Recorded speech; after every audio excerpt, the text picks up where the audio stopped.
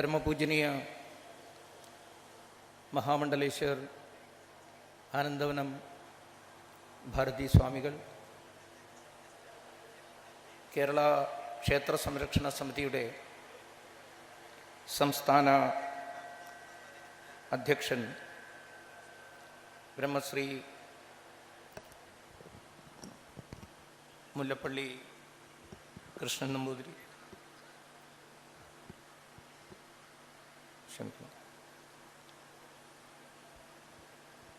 ആരാധ്യനായ സ്വാഗത സംഘം അധ്യക്ഷനും കേരള ക്ഷേത്ര സംരക്ഷണ സമിതിയുടെ രക്ഷാധികാരിയും ആയിട്ടുള്ള കേരളത്തിൻ്റെ മുൻ DGP TP സെൻകുമാർ സാർ, ക്ഷേത്ര സംരക്ഷണ സമിതിയുടെ സംസ്ഥാന ഉപാധ്യക്ഷനും ഈ സ്വാഗത സംഘത്തിൻ്റെ ജനറൽ കൺവീനറുമായ പ്രസിദ്ധ മാധ്യമപ്രവർത്തകൻ GK സുരേഷ് ബാബുജി, ഇന്ന് പൂജനീയ മാധവ്ജിയുടെ പേരിൽ സമിതി ഏർപ്പെടുത്തിയിട്ടുള്ള പുരസ്കാരം ഏറ്റുവാങ്ങുന്നതിന് വേണ്ടി ഇവിടെ എത്തിച്ചേർന്നിട്ടുള്ള ശ്രീമാൻ ചെങ്കൽ രാജശേഖരൻ നായർ സാർ, ക്ഷേത്ര സംരക്ഷണ സമിതിയുടെ സംസ്ഥാന ജനറൽ സെക്രട്ടറി നാരായൺജി, സമിതിയുടെ മാതൃസമിതിയുടെയൊക്കെ സംസ്ഥാന ഭാരവാഹികളെ, സംഘത്തിൻ്റെ മുതിർന്ന പ്രചാരകന്മാരായ ആദരണീയ വിശ്വംബാപ്പ ഗോപാലകൃഷ്ണേട്ടൻ, TU മോഹൻജി, ഈ 3 ദിവസത്തെ സമ്മേളനത്തിൽ പങ്കെടുത്തുകൊണ്ടിരിക്കുന്ന സമിതിയുടെ സമർപ്പിതരായ കാര്യകർത്തൃ സഹോദരന്മാരെ, സഹോദരിമാരെ, എല്ലാവർക്കും എൻ്റെ വിനീതമായ നമസ്കാരം.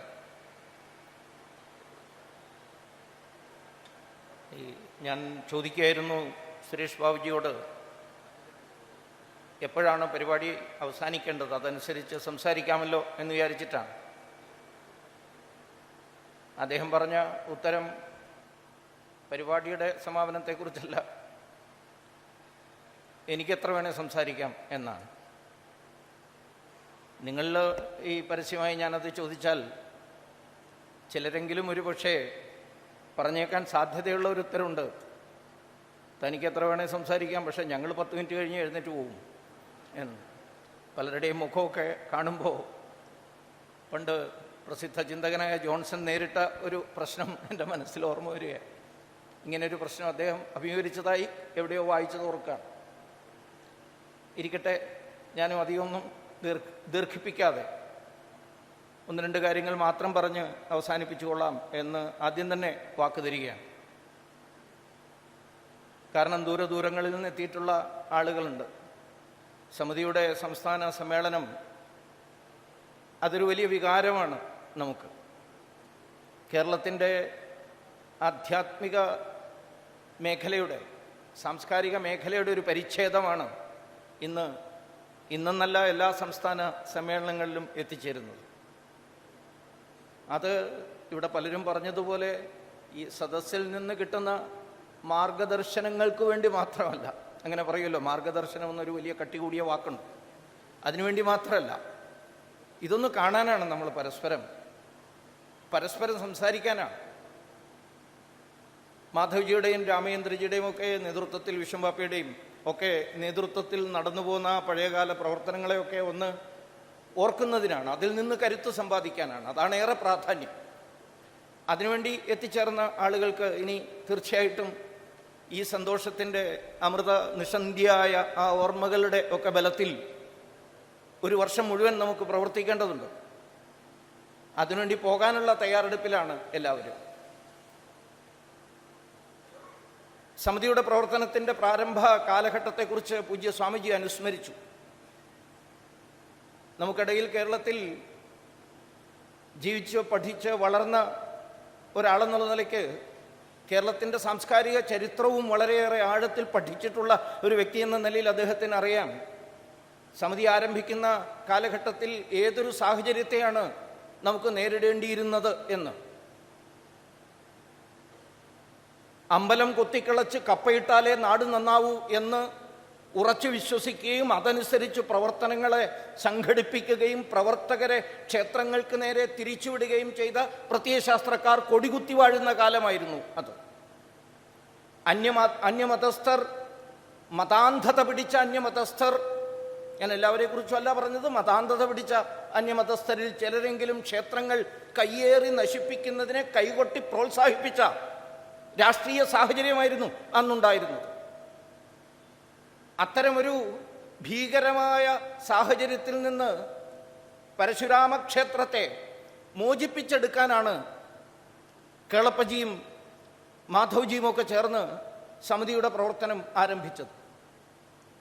കേരളത്തിൻ്റെ മോചനം ക്ഷേത്രങ്ങളുടെ അഭിവൃദ്ധിയിലൂടെ, ക്ഷേത്ര കേന്ദ്രിതമായ ഒരു സമൂഹ വ്യവസ്ഥയുടെ പുനർനിർമ്മിതിയിലൂടെ നടക്കൂ എന്ന് ഉറച്ചു വിശ്വസിച്ചിരുന്നവരാണ് അവർ. അങ്ങനെ എല്ലാ തരത്തിലുള്ള എതിർപ്പുകളെയും നെഞ്ചിലേക്കേറ്റുവാങ്ങി ചങ്കൂറ്റത്തോടെ അവർ നമ്മളെ നയിച്ചു. ആ സങ്കടകരമായ കാലത്ത് അത്തരം കരുത്തരായ നേതാക്കൾ നമ്മളെ നയിക്കാനുണ്ടായിരുന്നു. പ്രസിദ്ധമായ ഒരു ചൊല്ലുണ്ട്, സങ്കടകരമായ വിഷമകരമായ കാലഘട്ടം കരുത്തന്മാരായ നേതാക്കന്മാരെ സൃഷ്ടിക്കും. പിന്നീട് പറയും, ആ കരുത്തന്മാർ നല്ല കാലത്തെ സൃഷ്ടിക്കും. പിന്നീട് പറയും, ആ നല്ല കാലം ദുർബലന്മാരെ സൃഷ്ടിക്കും. ദുർബലന്മാർ വീണ്ടും ആ ചീത്തക്കാലത്തെ തിരിച്ചു കൊണ്ടുവരും. Hard times create strong men, strong men create good time, good time create weak men, weak men again create hard time.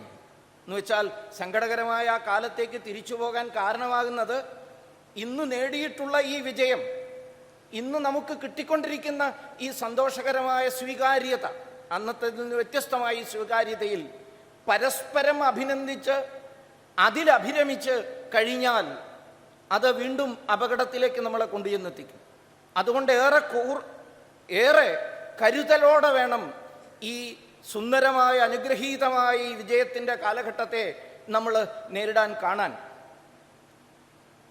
പറയാറുണ്ട് ഒരു പ്രസിദ്ധമായ കവിത, ആ കവിതയിൽ ലോകപ്രസിദ്ധനായ ആംഗല കവി വേർഡ്സ്വർത്ത് പറയും, bliss was it in that dawn to be alive. അനുഗ്രഹീതമാണ് ഈ പ്രഭാതം, ഈ കാലത്ത് ഞാൻ ജീവിക്കാനിടയായല്ലോ. To be young is very heaven. ആ കാലത്ത് യൗവനത്തിൽ ഇരിക്കുക എന്നത് അതിവിടെ ഏറെ പ്രസക്തമാണെന്ന് എനിക്ക് തോന്നുന്നില്ല. വേദിയിൽ ഒന്നോ രണ്ടോ പേരെ വേണമെങ്കിൽ കാണാം, സദസ്സിൽ എത്ര പേരുണ്ടെന്നറിയില്ല. To be young in this dawn, ഈ പ്രഭാതത്തിൽ, സുന്ദരമായി പ്രഭാതത്തിൽ, അഭിമാനകരമായി പ്രഭാതത്തിൽ, അനുഗ്രഹീതമായി പ്രഭാതത്തെ ഒരു സ്വർഗം പോലെ ജീവിക്കണമെങ്കിൽ അത് യൗവനത്തിലായിരിക്കണം. ഇന്ന് ഞാൻ നേരത്തെ സൂചിപ്പിച്ചതുപോലെ വിഷമകരമായ കാലഘട്ടത്തിലൂടെ കടന്നു വന്ന് വിജയത്തിലേക്ക് കാലൂന്നുന്ന ഒരു കാലഘട്ടമാണ്. എല്ലാം ആയിട്ടില്ല.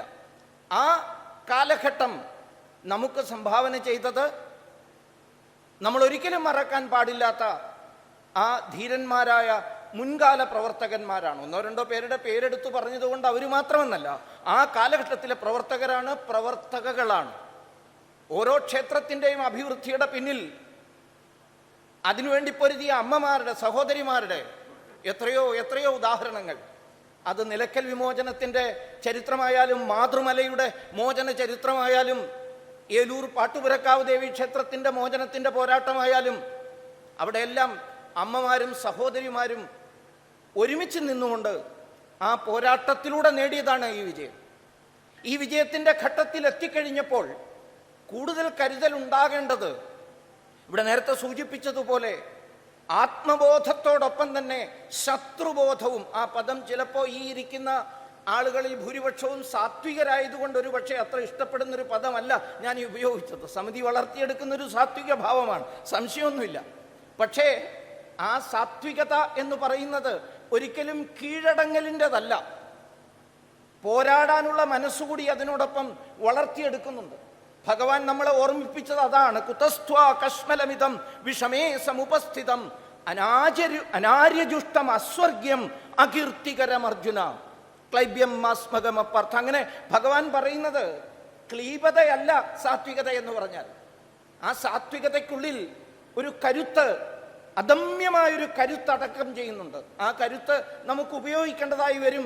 അതാണ് സ്വാമിജി പറഞ്ഞ, സ്വാമിജിയുടെ സൗമ്യമായ ഭാഷയിൽ പറഞ്ഞ, അതിനെ ഞാൻ വ്യാഖ്യാനിക്കുകയൊന്നുമല്ല, ഒരു ശാക്തികത വേണം എന്ന് പറഞ്ഞു. ഇതിനെ രക്ഷപ്പെടുത്തി, ഇതിനെ സംരക്ഷിച്ച് നിർത്താൻ നമുക്ക് മുന്നോട്ട് കൊണ്ടുപോകാൻ വേണം എന്ന് പറഞ്ഞു. ആവശ്യമാണ്. അതിന് കൃത്യമായ ശത്രുബോധം ഉണ്ടാവുകയും വേണം. ആരാണ് നമ്മുടെ ശത്രുക്കളെന്ന് തിരിച്ചറിയാതിരിക്കുക, ആ ശത്രുക്കളുടെ പടയൊരുക്കത്തെക്കുറിച്ച് ഓർക്കാതിരിക്കുക, അവരുടെ ആയുധ സാമഗ്രികളുടെ മൂർച്ചയെക്കുറിച്ച് തിരിച്ചറിയാതിരിക്കുക, അത് ഒരു യുദ്ധം പരാജയപ്പെടാൻ കാരണമായി തീരും. നമുക്ക് ആധ്യാത്മികതയുടെ, നമ്മുടെ പുരാണ ഗ്രന്ഥങ്ങളുടെ അറിവിലൂടെ ഭാരതം എന്തെന്നും ഹിന്ദുത്വം എന്തെന്നും ഒക്കെ പഠിക്കാൻ കഴിയണം, യാതൊരു സംശയവുമില്ല. അതാണ് ആത്മബോധം. പക്ഷേ അതോടൊപ്പം തന്നെ ഈ സംസ്കാരത്തെ നശിപ്പിക്കുന്നതിന് വേണ്ടി രംഗത്തെത്തുന്നത് ആരൊക്കെയാണ് എന്ന് തിരിച്ചറിയാതിരിക്കരുത്. ഇന്നത്തെ കാലഘട്ടം അതുകൂടി നമ്മളോട് ആവശ്യപ്പെടുന്നുണ്ട് എന്ന് തിരിച്ചറിയണം. ക്ഷേത്രങ്ങൾ ഇവരൊക്കെ തകർക്കാൻ ശ്രമിച്ചിട്ടും അത് മുന്നോട്ട് വന്നു.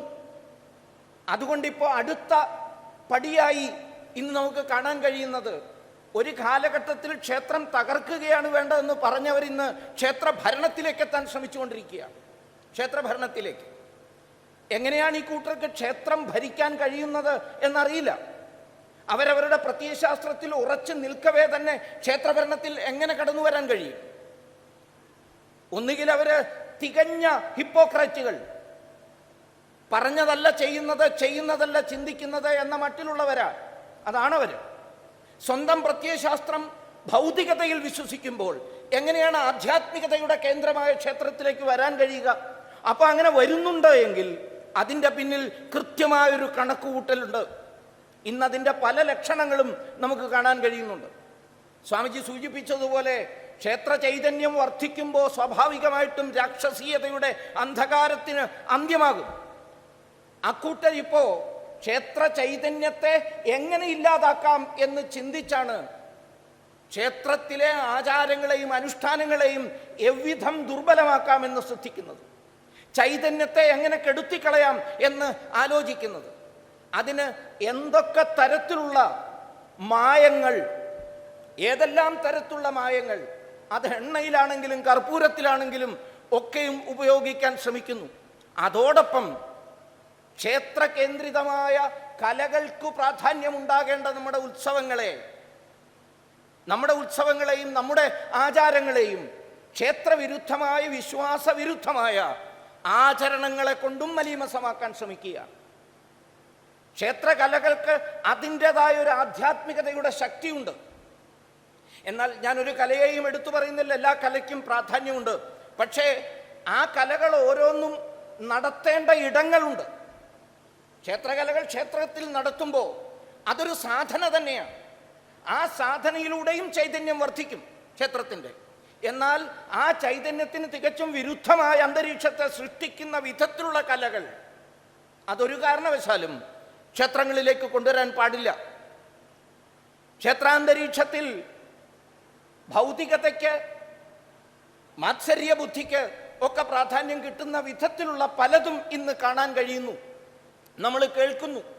വിപ്ലവം ജയിക്കട്ടെ എന്ന് മുദ്രാവാക്യം വിളിക്കുന്ന പടപ്പാട്ടുകൾ ക്ഷേത്രത്തിൻ്റെ അന്തരീക്ഷത്തിൽ ഉണ്ടാകുന്നു. അതിൻ്റെ പശ്ചാത്തല വിധാനങ്ങളിൽ പോലും ക്ഷേത്രാചാര വിരുദ്ധമായ കാര്യങ്ങൾ കാണാൻ കഴിയുന്നു. ഇതൊക്കെയും ഇന്ന് വർദ്ധിച്ചു വരുന്ന ക്ഷേത്ര ചൈതന്യത്തെ ഇല്ലാതാക്കാനുള്ള ശ്രമങ്ങളാണ്.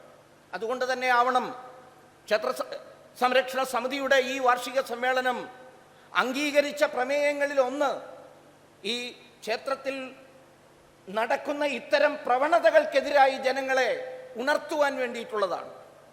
ഇതേപോലെ പ്രധാനപ്പെട്ട ഒരു പോരാട്ടം, അതിശക്തമായ പോരാട്ടം വരുന്ന ആളുകളിൽ ഉണ്ടാകേണ്ട ഒന്നാണ് ക്ഷേത്രങ്ങളുടെ പരിപൂർണമായ മോചനം. ക്ഷേത്രങ്ങൾ ഭരിക്കേണ്ടത് ഭക്തന്മാർ തന്നെയാകണം എന്ന ആവശ്യം കേരളത്തിൽ വളരെ കാലങ്ങളായി നമ്മൾ നടത്തിക്കൊണ്ടിരിക്കുന്ന ഒരു വലിയ സമരമാണ്. ആ സമരത്തിന് ഇപ്പോൾ ഒരു ദേശീയ മാനം കൈവന്നിരിക്കുകയാണ്. ഭാരതമാസകലം സഞ്ചരിക്കാൻ ഭാഗ്യം കിട്ടുന്ന ഒരാളെന്നുള്ള നിലയ്ക്ക് സംഘടനാപരമായ കാര്യത്തിനു വേണ്ടി സഞ്ചരിക്കുമ്പോൾ മനസ്സിലാക്കാൻ കഴിയുന്നത്, ഭാരതത്തിലെമ്പാടും ക്ഷേത്രങ്ങൾ പരിപൂർണമായി സർക്കാർ നിയന്ത്രണത്തിൽ നിന്ന് മുക്തമാകണം എന്ന ആവശ്യം ഉയർന്നു വരികയാണ്. അത്തരമൊരു സമരം, ധർമ്മസമരം വിജയകരമായി സംഘടിപ്പിച്ച ഒരു പാരമ്പര്യമുണ്ട് കേരളത്തിന്, വിശേഷിച്ച് കേരള ക്ഷേത്ര സംരക്ഷണ സമിതിക്ക്. ഈ പുതിയ കാലത്ത് ആ പോരാട്ടത്തെ ദേശീയ തലത്തിലേക്ക് വ്യാപിപ്പിക്കുന്നതിന് ആവശ്യമായ ബൗദ്ധിക നേതൃത്വം, വൈചാരിക നേതൃത്വം സമിതിയിൽ നിന്ന് പ്രതീക്ഷിക്കുന്നു. ഭാരതത്തിലെ മുഴുവൻ മറ്റ് ക്ഷേത്ര ഭരണസമിതിയിലും അതിൻ്റെ കാര്യങ്ങൾ നടത്തുന്ന ആളുകൾ. ഞാൻ പറഞ്ഞു വരുന്നത്, നമ്മുടെ ഒരു പ്രമേയം തന്നെ അങ്ങനെയൊന്നുണ്ട്. എല്ലാവരും ഓർക്കുന്നുണ്ടാവും, എന്നെക്കാൾ കൂടുതൽ നന്നായി നിങ്ങൾ ഓർക്കുന്നുണ്ടാവും. ദേശീയ തലത്തിൽ അത്തരമൊരു നിയമം കൊണ്ടുവരുന്നതിന് കേന്ദ്ര സർക്കാർ തയ്യാറാകണമെന്ന് ആവശ്യപ്പെടുന്ന പ്രമേയം നമ്മൾ പാസ്സാക്കിയിരിക്കുകയാണ്. പ്രമേയങ്ങൾ പാസ്സാക്കുന്നത് കുറേ സെഷൻസ് കടന്നു പോകുന്നതിന് വേണ്ടിയിട്ടല്ല. അതിൽ 6 പ്രമേയങ്ങളോ മറ്റോ ആണ് നമ്മൾ ഇത്തവണ പാസ്സാക്കിയിരിക്കുന്നത്. അല്ലെ, 6 പ്രമേയങ്ങളാണ്. ഈ 6 പ്രമേയങ്ങളുടെ പിന്നാലെയും നമ്മുടെ പ്രവൃത്തി എത്തണം. നമ്മളെല്ലാവരും ചേർന്ന് പ്രവർത്തന സന്നദ്ധരാവണം. അടുത്ത പാർലമെന്റ് സമ്മേളനം സാധിക്കുമെങ്കിൽ അടുത്ത പാർലമെന്റ് സമ്മേളനത്തിൽ, അല്ലെങ്കിൽ അതിനടുത്ത പാർലമെന്റ് സമ്മേളനത്തിൽ ഏറ്റവും പ്രഗത്ഭനായ ഒരു MP-യെ കൊണ്ട്, അനേകം MP-മാരെ കൊണ്ട് അത്തരമൊരു ബില്ല്, ഒരു സ്വകാര്യ ബില്ലെങ്കിൽ സ്വകാര്യ ബില്ല് കൊണ്ടുവരാൻ വേണ്ടിയിട്ടുള്ള പശ്ചാത്തല പ്രവർത്തനം അത് നടത്തേണ്ടത് ക്ഷേത്ര സംരക്ഷണ സമിതിയാണ്. തീർച്ചയായിട്ടും അതുകൂടി ചെയ്യുമ്പോൾ മാത്രമേ നമ്മൾ അംഗീകരിച്ച ആ പ്രമേയത്തിന് അർത്ഥമുണ്ടാവുകയുള്ളൂ. തീർച്ചയായിട്ടും ഇന്ന് ഭാരതം ഭരിക്കുന്ന ആളുകൾക്ക് ക്ഷേത്രത്തിൻ്റെ ചൈതന്യത്തിൻ്റെ മഹത്വത്തെക്കുറിച്ച് നന്നായി അറിയുന്നവരാണ്. അവിടെയാണോ നിങ്ങളുടെ ദൈവം ഇരിക്കുന്നതെന്ന് ചോദിക്കുന്ന ഭരണാധികാരികൾ ആരും കേന്ദ്രത്തിലേതായാലുമില്ല. അമ്പലത്തിൻ്റെ മുന്നിൽ വന്ന് തീർത്ഥം ഒഴിച്ചു കൊടുക്കുമ്പോൾ ഏതോ മ്ലേച്ഛമായ വസ്തു തൻ്റെ കയ്യിൽപ്പെട്ടു എന്ന മട്ടിൽ തുടച്ചു കളയുന്ന ദേവസ്വം മന്ത്രിമാരും അവിടെ ഇരിക്കുന്നില്ല. പ്രസാദം മേടിക്കാൻ ഒരു മടിയുമില്ലാത്ത, രാമജന്മഭൂമിയിലെ ക്ഷേത്രത്തിൻ്റെ മോചനത്തിനു വേണ്ടി പടപൊരുതുക മാത്രമല്ല, പിന്നീട് നിയമനിർമ്മാണം നടത്താനും അതിനുശേഷം ലോകത്തിൻ്റെ നടുവിൽ ഭാരതത്തിൻ്റെ ഹിന്ദുക്കളുടെ വൈഭവത്തെ, ഐശ്വര്യത്തെ കാണിക്കുമാർ ഉച്ചത്തിൽ അതിനെ പണിതുയർത്തുവാനും കഴിഞ്ഞവരാണ് അവിടെ ഇരിക്കുന്നത് എന്നുണ്ടെങ്കിൽ, എല്ലാത്തരം വൈതരണികളെയും കടന്നു എന്ന് അത് മോചിപ്പിക്കാൻ കഴിയുന്നവരാണ് എങ്കിൽ തീർച്ചയായിട്ടും നമ്മൾ ആത്മാർത്ഥമായി പ്രതീക്ഷിക്കുന്നു, വരും നാളുകളിൽ ക്ഷേത്രങ്ങൾ മോചിപ്പിക്കുന്ന, പരിപൂർണമായി ക്ഷേത്രങ്ങൾ ഭക്തന്മാരെ ഏൽപ്പിക്കുന്ന, ഇതൊരു പക്ഷേ ഇത്തരമൊരു ബില്ലിനെ കുറിച്ച്, ഇത്തരമൊരു നിയമത്തെക്കുറിച്ച് ലോകവേദികളിൽ ചർച്ച ചെയ്താൽ അവരൊരു പക്ഷേ പരിഹസിച്ച് ചിരിക്കും. ക്ഷേത്രങ്ങൾ ഭക്തന്മാർ ഭരിക്കണം എന്ന് പറഞ്ഞാൽ ഇപ്പോൾ ആരാ ഭരിക്കുന്നതെന്ന് അവർ ചോദിക്കും. ചിലപ്പോൾ നമുക്ക് പറയാൻ പറ്റുമോ അവരോട്, ക്ഷേത്രം തകരണമെന്ന് ആഗ്രഹിക്കുന്നവരാണ് ഭരിക്കുന്നതെന്ന്? എന്തും മനുഷ്യരാണ് ഹേ എന്ന് ചോദിച്ച് നമ്മുടെ മുഖത്ത് അവർ കാർക്കിച്ചു തുപ്പും ലോകം. അതാണ് ഭാരതത്തിൻ്റെ അവസ്ഥ. അതിന് മാറ്റം വരണം. കൊളോണിയൽ വാഴ്ചക്കാലത്ത് ഉണ്ടാക്കിയ നിയമത്തെ അതേപടി തുടരുകയാണ് ഇപ്പോഴും. അവർക്ക് ആവശ്യമുണ്ടായിരുന്നു ക്ഷേത്രങ്ങൾ തകരണമെന്ന്, അവർക്ക് ആവശ്യമുണ്ടായിരുന്നു ക്ഷേത്രങ്ങളിൽ കുന്നുകൂട്ടി വെച്ചിട്ടുള്ള അമൂല്യമായ സമ്പദ് ശേഖരത്തെ സ്വന്തമാക്കണം എന്ന്. അതുകൂടി ഉപയോഗിച്ചുകൊണ്ട് വ്യവസായിക വിപ്ലവം സ്വന്തം നാട്ടിൽ നടത്തണമെന്ന് അവരാഗ്രഹിച്ചു. അതനുസരിച്ച് അവർ ഈ ക്ഷേത്രങ്ങളെ മുഴുവൻ കൈവശത്താക്കി. വലിയൊരു ദുരുദ്ദേശം അതിൻ്റെ പിന്നിലുണ്ടായിരുന്നു. പക്ഷേ നമുക്ക് സ്വാതന്ത്ര്യം കിട്ടിയതിന് ശേഷം അത് ഭക്തന്മാർക്ക് എന്തൊരു ന്യായമായ ആവശ്യമാണ്, എത്ര കണ്ട് ന്യായമായ ആവശ്യമാണ്. ആ ആവശ്യത്തെ കൂടുതൽ ശക്തമായി ഭാരതമാസകലം മുഴങ്ങുമാർ ഉച്ചത്തിൽ കേൾപ്പിക്കുവാൻ ക്ഷേത്ര സംരക്ഷണ സമിതിയുടെ ഇപ്പോഴത്തെ സംസ്ഥാന സമിതി നിങ്ങളുടെ എല്ലാവരുടെയും പിന്തുണയോടുകൂടി ചെയ്യുമെന്നും, ബാക്കിയുള്ള ഹൈന്ദവ പ്രസ്ഥാനങ്ങളെ മുഴുവൻ അണിനിരത്തിക്കൊണ്ട് അത്തരമൊരു പുതിയ കാലത്തിൻ്റെ മോചന പോരാട്ടം നമ്മൾ നടത്തുമെന്നും ആത്മാർത്ഥമായി പ്രതീക്ഷിക്കുക കൂടി ചെയ്യുകയാണ്. ഈ സന്ദർഭത്തിൽ ക്ഷേത്രങ്ങളെയും മറ്റും കേന്ദ്രീകരിച്ചുകൊണ്ട് പലതരത്തിലുള്ള വിവാദങ്ങൾ അറിഞ്ഞോ അറിയാതെയോ കൂട്ടായ ചർച്ചകളോ ഇല്ലാതെ പല നേതാക്കന്മാരും ഉയർത്തുന്നുണ്ട്. കൂട്ടായ ചർച്ചകൾ ആവശ്യമാണ് എന്ന് ഞാൻ പറയാൻ കാരണം, ക്ഷേത്രങ്ങളിൽ പോകുന്ന ആളുകൾ ധരിക്കേണ്ട വസ്ത്രം എന്താണ് എന്നതിനെക്കുറിച്ച് ഒരു നേതാവ് ഒരു അഭിപ്രായം പറയുന്നു, മറ്റൊരാൾ വേറൊരു അഭിപ്രായം പറയുന്നു. അപ്പൊ ഹിന്ദു സമൂഹത്തിന്റെ ഉള്ളിൽ ഒരു ഐക്യമില്ലായ്ക പ്രകടമാവുകയാണ്. ഹിന്ദു എന്ന് പറയുന്നത് അത് സദാ പരിവർത്തന വിധേയമായി കാലത്തിനനുസൃതമായ വിധത്തിലുള്ള ആചാര പരിഷ്കരണങ്ങളിലൂടെ മുന്നോട്ട് വന്നൊരു ഒരു വലിയ മുന്നേറ്റമാണ്. ആ മുന്നേറ്റമാണ് ഹിന്ദു എന്ന് പറയുന്നത്. അതുകൊണ്ടാണ് സർവേപ്പള്ളി രാധാകൃഷ്ണൻ ഹിന്ദുത്വത്തെ നിർവചിക്കുന്ന സമയത്ത് പറഞ്ഞത്, it's a movement not a position. Hindu എന്ന് പറയുന്നത് അതൊരു നിലയല്ല, അതൊരു പ്രയാണമാണ്, അതൊരു യാത്രയാണ്, അത് മുന്നേറുകയാണ്. It is not a product but a process. ഇതൊരു പ്രൊഡക്റ്റ് അല്ല, ഒരു ഫലമല്ല, അതൊരു പ്രക്രിയയാണ്. It is not a fixed revelation but an ever growing tradition. ഇത് ആർക്കെങ്കിലും എപ്പോഴെങ്കിലും തോന്നിയ ഒരു വെളിപാടല്ല. ചിലർക്ക് അങ്ങനെയാണ്. ഞാനിവിടെ ഇത്തരം ഒരു പവിത്രമായ വേദിയിൽ ആരെയും കുറ്റപ്പെടുത്താൻ വേണ്ടി പറയുന്നതല്ല. സർവേപ്പള്ളി രാധാകൃഷ്ണൻ പറഞ്ഞ ഹിന്ദുത്വത്തിന്റെ നിർവചനത്തെ വ്യാഖ്യാനിക്കുക മാത്രമാണ് ചെയ്യുന്നത്. ഇനിയിപ്പോൾ നാളെ ഞാനിവിടെ നിന്നിട്ട് വർഗീയത പറഞ്ഞു എന്നൊന്നും ആരും കണക്കാക്കരുത്. അദ്ദേഹം പറഞ്ഞ വാക്കുകൾ വളരെ പ്രസക്തമാണ്. It is not a fixed revelation. ചിലർക്ക് ഉണ്ടിരുന്ന നേരത്ത് തോന്നുന്നൊരു വിളി പോലെയാണ് മതം പിറക്കുക.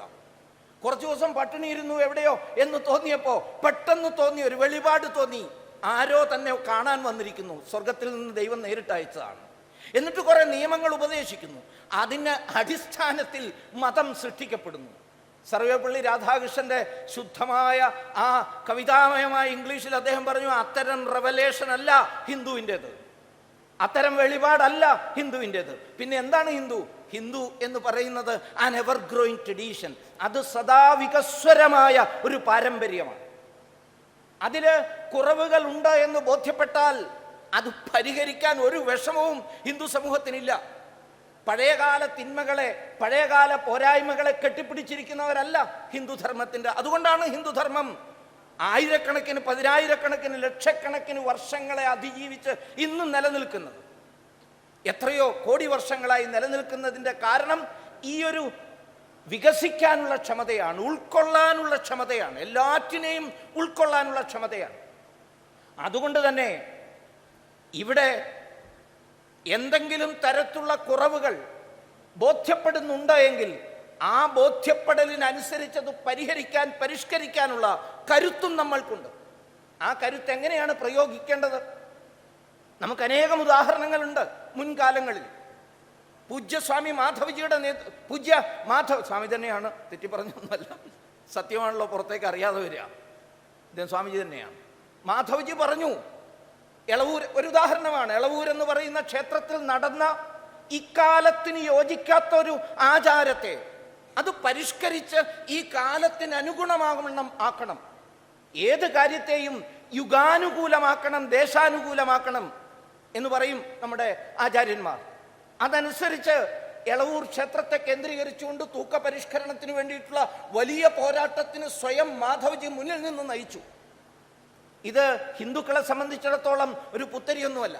ആരും പുറത്തു നിന്ന് വന്ന് അങ്ങനെ ഹിന്ദുക്കളെ പരിഷ്കരണത്തിന്റെ വലിയ മഹാത്മ്യമൊന്നും പഠിപ്പിക്കേണ്ടതില്ലതാണ്. നമുക്കറിയാം എങ്ങനെയാണ് മുന്നോട്ട് പോകേണ്ടത് എന്ന്. ഭഗവാൻ ശ്രീകൃഷ്ണന്റെ കാലഘട്ടത്തിൽ ശ്രീകൃഷ്ണൻ തന്നെ നമുക്ക് കാണിച്ചു തന്ന എന്താ? പൂജിക്കേണ്ടത് ഇന്ദ്രനെ അല്ല ഗോവർദ്ധനത്തെയാണെന്ന് പറഞ്ഞപ്പോ എത്ര ശക്തമായ വിധത്തിലുള്ള ഒരു വിഗ്രഹ ഭഞ്ജനമാണ് കൃഷ്ണൻ നടത്തിയത്. എത്ര വലിയൊരു പരിഷ്കരണമാണ് ശ്രീകൃഷ്ണ ഭഗവാൻ നടത്തിയത്. ഇതെല്ലാ കാലത്തും നടന്നിട്ടുണ്ട്. ഞാനൊരു ചെറിയ ഉദാഹരണം പറഞ്ഞു എന്ന് മാത്രമേ ഉള്ളൂ. ആ പരിഷ്കരണങ്ങൾക്കൊന്നും ഹിന്ദു സമൂഹം പുറംതിരിഞ്ഞു നിൽക്കില്ല. പ്രശ്നം ഇന്നത്തെ കാലത്ത് രാഷ്ട്രീയ ഇടപെടലുകൊണ്ട്, ചില രാഷ്ട്രീയ താല്പര്യങ്ങൾ കൊണ്ട് ഓരോരുത്തരും ഓരോരുത്തരുടെ ദ്വീപുകളിൽ നിന്ന് ഹിന്ദു സമൂഹത്തിന്റെ നേതാക്കന്മാരെന്ന് അവകാശപ്പെടുന്ന ആളുകൾ ഓരോരോ മൂലയിൽ നിന്ന് ഓരോരോ അഭിപ്രായങ്ങൾ പറഞ്ഞാൽ അത് നമ്മളെ ദുർബലപ്പെടുത്തും. അതുണ്ടാവാതിരിക്കാനുള്ള മുൻകരുതൽ ആരാണ് എടുക്കേണ്ടത്? ആ മുൻകരുതൽ എടുക്കേണ്ടത് ജാതിക്കും വർഗത്തിനുമൊക്കെ ഉപരിയായി ഹിന്ദു സമൂഹത്തെ ഒറ്റക്കെട്ടായി ക്ഷേത്രാധിഷ്ഠിതമായി സംഘടിപ്പിക്കാൻ ശ്രമിക്കുന്ന നമ്മുടേതുപോലൊരു പ്രസ്ഥാനത്തിന് മാത്രമേ എല്ലാവരുടെയും അഭിപ്രായങ്ങളെ സ്വരൂപിക്കാനും രൂപീകരിക്കാനും ഒരുമിച്ച് കൊണ്ടുവരാനും കഴിയുള്ളൂ. അതിനുള്ള പരിശ്രമം കൂടി ചെയ്തുകൊണ്ട് വേണം അടുത്ത വർഷത്തെ പ്രവർത്തനത്തെ നമുക്ക് മുന്നോട്ട് കൊണ്ടുപോകാൻ. അടുത്ത സംഘടനാ വർഷത്തിന്റെ പ്രാധാന്യത്തെക്കുറിച്ച് ഇവിടെ സൂചിപ്പിച്ചു. ക്ഷേത്ര സംരക്ഷണ സമിതിയെ ഈ കാണും രൂപത്തിൽ വളർത്തി വലുതാക്കിയ, അതിൻ്റെ ഒരു ആധ്യാത്മിക വൈചാരിക അടിത്തറയെ പ്രബലപ്പെടുത്തി തന്ന, നമുക്ക് ആരുടെയും മുന്നിൽ ഉയർത്തി കാണിക്കാൻ കഴിയുന്ന ക്ഷേത്ര ചൈതന്യ രഹസ്യം പോലുള്ള ഗ്രന്ഥം നമുക്ക് സംഭാവന ചെയ്ത മാധവജിയുടെ ജന്മശതാബ്ദിയുടെ വർഷമാണ്.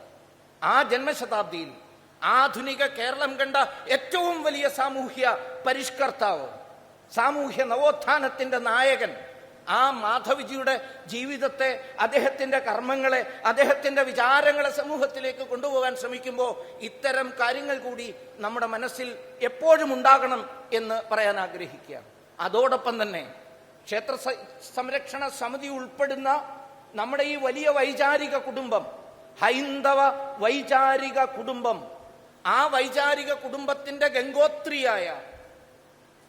ഗംഗോത്രി രാഷ്ട്രീയ സ്വയം സേവക സംഘം, അവിടെ നിന്നാണ് നമ്മൾ ഈ പ്രേരണയെല്ലാം ഉൾക്കൊണ്ടിട്ടുള്ളത്. സംഘത്തിന്റെയും ജന്മശതാബ്ദിയാണ് ഇത്. ആ ജന്മശതാബ്ദി, 2 ജന്മശതാബ്ദികൾ ഒരുമിച്ച് നമ്മുടെ മുന്നിൽ വരികയാണ്. ഒന്ന് മാധവജിയുടെയും, അതേപോലെ തന്നെ സംഘകുടുംബത്തിൽപ്പെട്ടവരെന്ന നിലയിൽ രാഷ്ട്രീയ സ്വയം സേവക സംഘത്തിന്റെയും ശതവാർഷികം. ഇതിനെയും വേണ്ടും വണ്ണം ഉൾക്കൊണ്ടുകൊണ്ട് സംഘം മുന്നോട്ട് വയ്ക്കുന്ന മഹത്തായ ഒരു പഞ്ചപരിവർത്തനം എന്ന് പറയുന്ന ഒരു മഹത്തായ സങ്കല്പമുണ്ട്. എനിക്ക് പലപ്പോഴും ഈ പഞ്ചപരിവർത്തനത്തെക്കുറിച്ച് പൂജനീയ സർസംഘചാലക് മോഹൻജി പറഞ്ഞപ്പോഴൊക്കെ എന്റെ മനസ്സിൽ ആദ്യം കടന്നു വന്നത്, ഇത് ഏറ്റവും എളുപ്പം നടപ്പിലാക്കാൻ കഴിയുന്ന ഒരു പ്രസ്ഥാനം എന്റെ കണ്ണിലേക്ക് കടന്നു വന്നത്, ഒന്നാമത് ക്ഷേത്ര സംരക്ഷണ സമിതിയാണ്, രണ്ടാമത് കേരളത്തിലെ ബാലഗോകുലമാണ്. മോഹൻജി പറഞ്ഞ ആ 5 കാര്യങ്ങൾ ഹിന്ദു സംസ്കാരത്താൽ പൂർണ്ണമായ കുടുംബങ്ങളെ സൃഷ്ടിക്കാം, ജാതി ചിന്ത ഇല്ലാത്തൊരു ഹൈന്ദവ സാമൂഹ്യ സമരസതായുക്തമായ സമാജത്തെ സൃഷ്ടിക്കുക, അതിനോടൊപ്പം തന്നെ പ്രകൃതി സംരക്ഷണത്തിൽ ഊന്നി നിൽക്കുന്നതായ കാവുകളെയും ക്ഷേത്രങ്ങളെയും ഒക്കെ ഒരർത്ഥത്തിൽ എൻവയറൺമെന്റിന്റെ പരിഷ്കരണ, അതിന്റെ സംരക്ഷണത്തിന്റെ കേന്ദ്രങ്ങളായി നമുക്ക് കാണാൻ കഴിയും. അങ്ങനെ 3-ാമത്തെ കാര്യം. 4-ാമത്തത് സ്വദേശി നിഷ്ഠമായ ജീവിതത്തെ നയിക്കാൻ കഴിയുക. 5-ാമത്തത് ഉത്തരവാദിത്വ ബോധമുള്ള പൗരന്മാരായി നമുക്ക് എല്ലാവർക്കും ഉയരാൻ കഴിയണം. നമുക്കെന്ന് പറയുമ്പോൾ സമിതിയുടെ അംഗങ്ങൾക്കല്ല, സമിതിയുടെ അംഗങ്ങൾ എന്നേ ഉത്തരവാദിത്വ ബോധമുള്ള പൗരന്മാരാണ്. സമൂഹത്തിലേക്ക് ഈ സന്ദേശത്തെ, കുടുംബം, സമാജം, പ്രകൃതി സംരക്ഷണം, സ്വദേശി, ഉത്തരവാദിത്വ ബോധമുള്ള പൗരൻ അല്ലെങ്കിൽ പൗരബോധം, ഈ 5 ബിന്ദുക്കളെ കേന്ദ്രീകരിച്ചുകൊണ്ട് നമുക്ക് മുന്നോട്ട് പോകാൻ കഴിയണം. ഇതിനെല്ലാം ഉപരിയായി നമ്മൾ സമൂഹത്തെ സ്നേഹിക്കാൻ തയ്യാറായാൽ പോലും ആ സ്നേഹം ലോകം അംഗീകരിക്കണമെങ്കിൽ നമുക്ക് ശക്തി വേണം. ശക്തിയില്ലാത്തവന്റെ സ്നേഹത്തെ പോലും പുച്ഛിക്കുകയുള്ളൂ ലോകം. പൂജനീയ മോഹൻജി കഴിഞ്ഞ ദിവസം കൂടി ഈ വിഷയത്തെക്കുറിച്ച് പറഞ്ഞു. ശക്തിയാണ് നേടേണ്ടത്, അതല്ലാതെ ഒരു പര്യായവുമില്ല, ഒരു വികല്പവുമില്ല, മറ്റൊന്നില്ല അതിന് പകരമായിട്ട്. അദമ്യമായ ശക്തി, ആരാലും തകർക്കാൻ കഴിയാത്ത അജയ്യമായ ശക്തിയെ സമ്പാദിക്കാൻ ഹിന്ദു സമൂഹം സന്നദ്ധരായി മുന്നിട്ടിറങ്ങണം. ഒരു പരിധിയോളം അതിന് കഴിഞ്ഞപ്പോഴാണ് നമുക്ക് വലിയ നേട്ടങ്ങൾ ഉണ്ടാക്കാൻ കഴിഞ്ഞത്. ഞാൻ തുടക്കത്തിൽ പ്രില്യൂഡ് എന്ന് പറഞ്ഞ കവിതയുടെ ആദ്യ 2 വരികൾ പറഞ്ഞപ്പോൾ സൂചിപ്പിച്ച ഈ ഡോൺ, ഈ പ്രകാശം, ഈ പ്രഭാതം നമുക്ക് കൈവരുന്നത് ആ ഒരു കരുത്ത് സമ്പാദിക്കാൻ നമ്മൾ ശ്രമിച്ചതുകൊണ്ടാണ്. കൂടുതൽ ശ്രമിക്കേണ്ട ഒരു കാലഘട്ടമാണ്. എങ്കിൽ മാത്രമേ കരുത്തോടുകൂടി ഈ നല്ല കാലത്തെ നമുക്ക് മുന്നോട്ട് കൊണ്ടുപോകാൻ കഴിയുള്ളൂ. വരുംകാലം അമൃത കാലഘട്ടമാണ്. അമൃതവർഷത്തിലേക്ക് ഭാരതത്തെ എത്തിക്കാനുള്ള ഉത്തരവാദിത്തമാണ് നമുക്ക് ഓരോരുത്തർക്കുമുള്ളത്. അതിന് പരിപൂർണമായും നമ്മൾ ഓരോരുത്തരും സമയവും ശക്തിയും സമർപ്പിച്ചു മുന്നോട്ട് പോകാൻ സന്നദ്ധരാകണം എന്ന് സൂചിപ്പിച്ചുകൊണ്ട് ഇവിടെ നടന്ന പ്രഭാഷണങ്ങളിലൂടെ, ഇവിടെ നടന്ന ചർച്ചകളിലൂടെ, നമ്മൾ അംഗീകരിച്ച പ്രമേയങ്ങളിലൂടെ ഒരു മഹത്തായ ആശയത്തെ സമൂഹത്തിന്റെ ഉള്ളിലേക്ക് കൊണ്ടുപോകാൻ നമ്മൾ തീരുമാനിച്ചു കഴിഞ്ഞിട്ടുണ്ട്. അതിനുവേണ്ടി സ്വയം പ്രതിജ്ഞ എടുക്കുമ്പോഴാണ് ഈ സുന്ദരമായ കരുത്തുറ്റതായ ഈ ഒരു സമ്മേളനം. ഈ സമ്മേളനത്തെക്കുറിച്ച് എല്ലാവരും സംസാരിക്കുന്നുണ്ട്. കഴിഞ്ഞ 2 ദിവസമായി തിരുവനന്തപുരം പട്ടണത്തിൽ ഞാൻ കേട്ട ആളുകൾ മുഴുവൻ പറഞ്ഞത് അതാ. ഇത്തവണത്തെ സമിതിയുടെ സമ്മേളനം ഒരു വലിയ വിജയമായി അവർക്കൊക്കെ അനുഭവപ്പെടുന്നു. നിങ്ങൾക്ക് അനുഭവപ്പെട്ടോ എന്ന് എനിക്കറിയില്ല. ഏതായാലും അത് അതിൻ്റെ പരിപൂർണതയിൽ എത്തണം എന്നുണ്ടെങ്കിൽ ഈ പറഞ്ഞ കാര്യങ്ങളെ സദാ ഓർത്തു മുന്നോട്ട് പോകാൻ കഴിയണം. ഇവിടെ ചർച്ച ചെയ്തതായതുകൊണ്ട് ഞാനൊന്നും പറയുന്നില്ല. നമ്മുടെ ദലപ്രവർത്തനത്തെയൊക്കെ കൂടുതൽ പ്രബലമാക്കിക്കൊണ്ട് അടിസ്ഥാന പ്രവർത്തനത്തെ ശക്തമാക്കിക്കൊണ്ട് നമുക്ക് മുന്നോട്ട് പോകാൻ കഴിയട്ടെ. ദേശീയമായ ഉത്തരവാദിത്തങ്ങളെ ഏറ്റെടുത്ത് നമുക്ക് മുന്നോട്ട് പോകാൻ കഴിയട്ടെ എന്ന് ആത്മാർത്ഥമായി പ്രാർത്ഥിച്ചുകൊണ്ട് എൻ്റെ വാക്കുകളെ അമ്മയുടെ തൃപ്പാദങ്ങളിൽ സമർപ്പിച്ച് പിൻവാങ്ങുന്നു. വന്ദേ മാതരം.